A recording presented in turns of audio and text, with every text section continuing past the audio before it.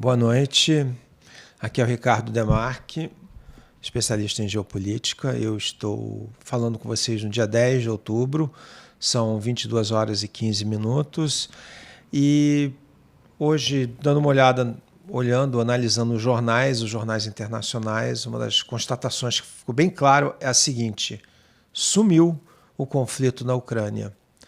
Não se fala mais, não se ouve mais, não está mais no noticiário. Claro que foi tudo obfuscado pela situação que ocorreu no final de semana, e os jornais estão cobrindo de manhã à noite o conflito lá em Israel e na faixa de Gaza.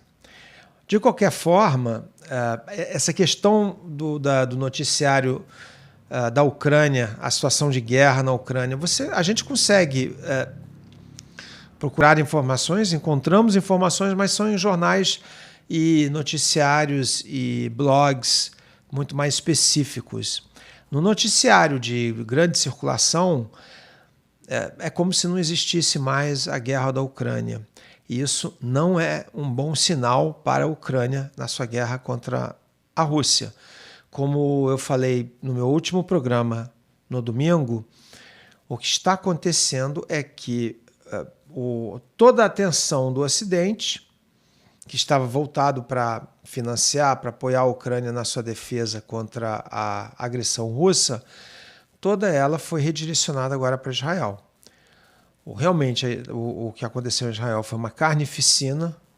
Eu sustento que ela ainda não terminou, que vai terminar mal, muito pior para os palestinos até do que para os israelenses. Mas esse caso é bem claro que foi Hamas mesmo que iniciou as hostilidades, o que me leva a crer que a violência foi tão grande que não é possível que eles não soubessem que a retribuição seria enorme, fortíssima, como aconteceu ontem, está acontecendo hoje, que a Força Aérea israelense está destruindo tudo, está botando abaixo todos os prédios em Gaza e está se preparando para uma invasão por terra. É óbvio que o pessoal do Hamas, que os palestinos, que os radicais sabiam que alguma coisa assim aconteceria, dado a escala das atrocidades da violência cometida, neste caso contra os israelenses. A retribuição seria feroz. Então, não sei, me leva a crer, alguma coisa não está muito bem explicado. Ainda que a inteligência israelense fosse ignorante, tivesse falhado, ou eles tivessem retirado batalhões e redirecionado esses batalhões para a Cisjordânia, porque supostamente o governo de ultradireita de Israel está tentando avançar pela Cisjordânia, ocupando mais terra dos palestinos. Mas primeiro, muitas pessoas não conseguem nem explicar como que Israel foi pego de surpresa da forma como foi pego de surpresa, porque foi um ataque planejado minuciosamente, esse do Hamas. Parece que os egípcios já tinham alertado o Benjamin Netanyahu, o premier israelense, que um ataque, eles tinham ouvido, tinham alguma inteligência, algum alarme tinha soado, né, no Egito, quanto a isso, de que o Hamas estava para fazer um grande ataque, mas por questões políticas, e isso parece que pode ser que saia com mais informações na mídia amanhã, depois de amanhã, mas aparentemente o governo de direita do Netanyahu ou não acreditou ou preferiu continuar focando na Cisjordânia. E deu no que deu. Realmente o ataque, o Hamas foi uma chacina que o Hamas promoveu. Então, mas eles tinham que saber que haveria uma retribuição, e isso é um motivo de preocupação. A mídia hoje, ontem, anteontem, sábado, domingo e segunda, era totalmente não só favorável, mas apoiando Israel, é compreensível, e não considerando todos os riscos. Hoje já começa a aparecer na mídia de grande circulação alertas.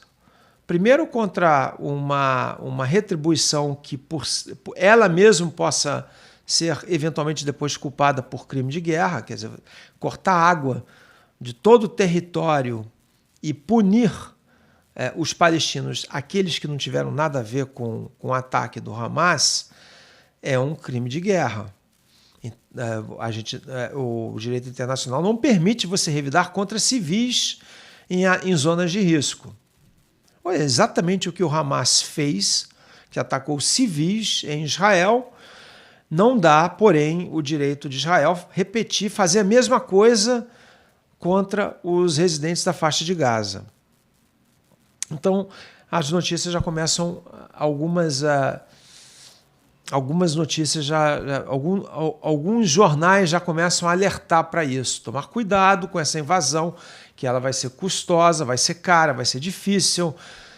O exemplo da Ucrânia está ali, que a Rússia, com um exército muito maior, e por isso mesmo que era visto como incompetente, a gente agora vê que de repente não foi incompetência, mas é difícil avançar por um terreno onde defesas foram construídas ao longo de anos, reforçadas e planos de contingência preparados.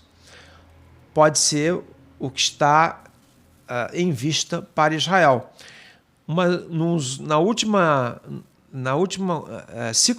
ciclo de violência, se eu não me engano, foi 2018 ou 2019, Israel ameaçou, mas acabou não invadindo, não entrando no território de Gaza. Agora eles estão convencidos que eles precisam, para erradicar o grupo terrorista, o Hamas, mas alguns jornais estão levantando essa dificuldade. Eu vou passar aqui para a tela para vocês darem uma olhadinha. O Financial Times noticia que Israel está atacando Gaza, está disparando bombas, artilharia contra Gaza e se preparando para uma operação terrestre, uma invasão por terra. Agora, a crise de Gaza pode acabar afetando as relações de Israel com o Egito, como está aqui. Existe o problema, do ponto de vista israelense, das vítimas e dos civis que foram abduzidos e estão em Gaza, são reféns. O que vai fazer? Israel no passado, sempre deu muita atenção, muita preocupação em tentar resgatar, fez muito acordo a contragosto, mas fecharam muitos acordos no Líbano, contra o Hezbollah, também contra o Hamas, de resgatar os seus reféns. Tiveram que amargar algumas negociações muito difíceis, mas fizeram, e agora o Financial Times aponta que as forças israelenses estão com esse problema dos reféns. Se atacar, se destruir e morrerem todos os reféns é um grande golpe para Israel também. O governo a bancada do Netanyahu está querendo tentar formar um governo de unidade nacional, mas tem outros políticos que estão resistindo. Como eu disse da outra vez, os dois grandes vencedores por hora, e que muitos dizem que serão os dois grandes vencedores desse conflito, a Rússia, porque o foco não está mais do Ocidente, não está mais em defender, em alimentar a Ucrânia com tudo aquilo que ela precisa para se defender da Rússia, mas no Oriente Médio, Netanyahu saiu fortalecido porque conseguiu unir o povo israelense. Ele é um líder controverso, respondendo a processo, responsável por ter rachado Israel ao meio. Ele sai ganhando, porque em tempos de guerra o povo se une. E o Irã. porque tudo que o Irã quer ver é a região pegar fogo e atrapalhar os planos dos americanos de formarem uma coalizão, relações diplomáticas, até para permitirem que Israel normalize suas relações com os outros países do Golfo. Então, no momento desse, são os extremistas, digamos assim, que acabam sempre se beneficiando. O New York Times fala também sobre isso, reporta algumas coisas, uma trilha de terror em Israel, atrocidades, mas o Biden condenou o ataque do Hamas, e isso foi noticiado em vários jornais como sendo um ato maligno. E tem também vítimas e reféns americanos, também provavelmente que o Hamas tomou. O Wall Street Journal foi responsável por publicar uma matéria no domingo, alegando que o Irã estava por trás desse ataque ou tinha ajudado a planejar. Ninguém discute que o Irã é um aliado do Hamas e das forças do eixo que resistem supostamente ao avanço ou resistem os americanos e Israel no Oriente Médio. Mas daí a dizer que o Irã esteve intimamente envolvido, planejando isso, não sei. Mas foi a alegação do Wall Street Journal no domingo. E sem muitas provas, eles falam só de fontes do Hamas, fontes do Hezbollah, ou da Guarda Republicana Iraniana, mas não os fatos, as alegações estão lá, mas não há evidências. E os americanos e os israelenses falaram ontem, depois dessa matéria ter sido publicada no Wall Street Journal, que eles não detectaram por hora nenhum envolvimento do Irã, envolvimento íntimo. Apoio sim, porque é aquele apoio permanente que eles dão aos grupos palestinos no Israel, mas não um planejamento específico para aquele ataque que ocorreu nesse final de semana.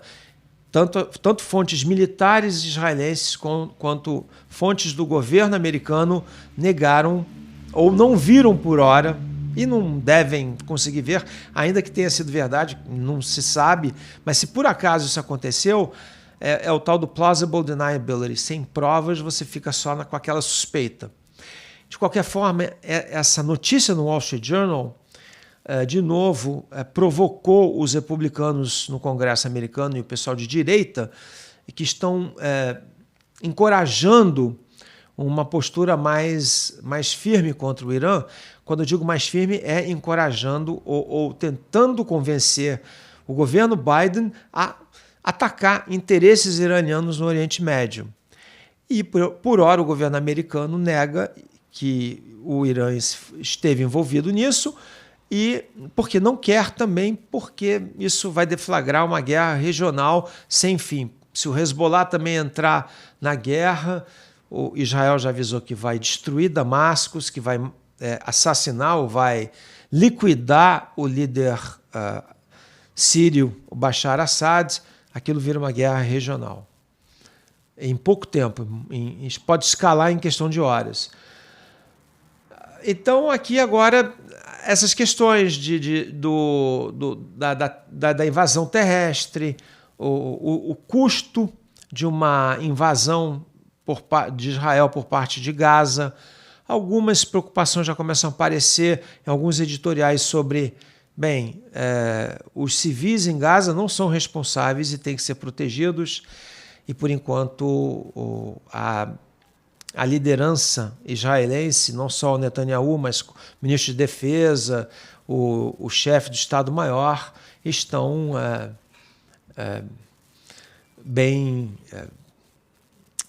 pregando destruição. E não interessa quem estiver no meio, eles querem destruir Gaza.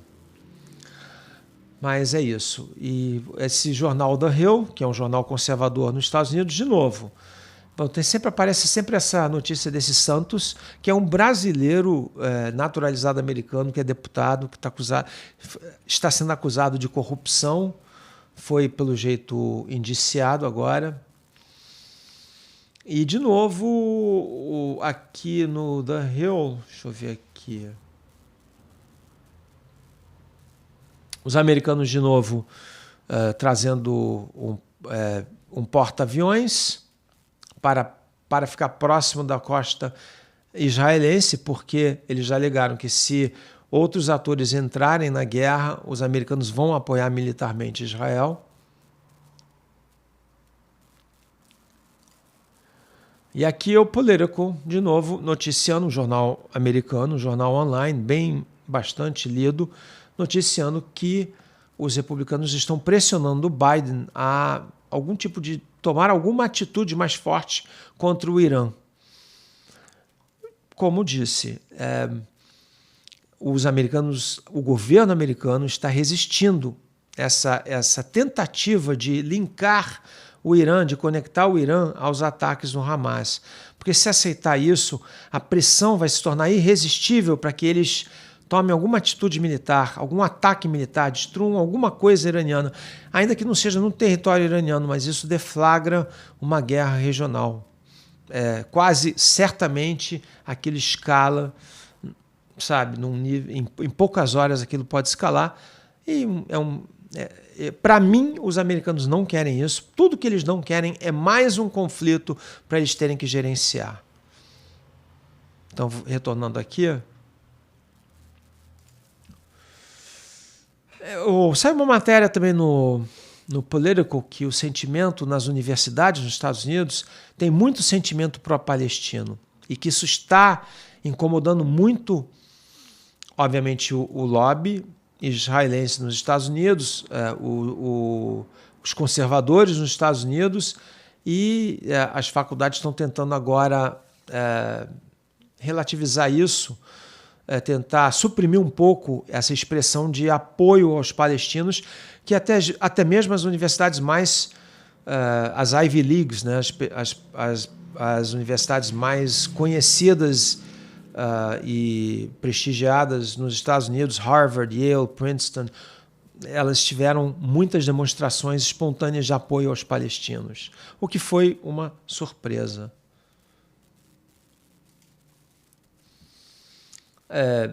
De novo, do Guardian, a mesma coisa. Notem que não há notícia sobre a guerra na Ucrânia.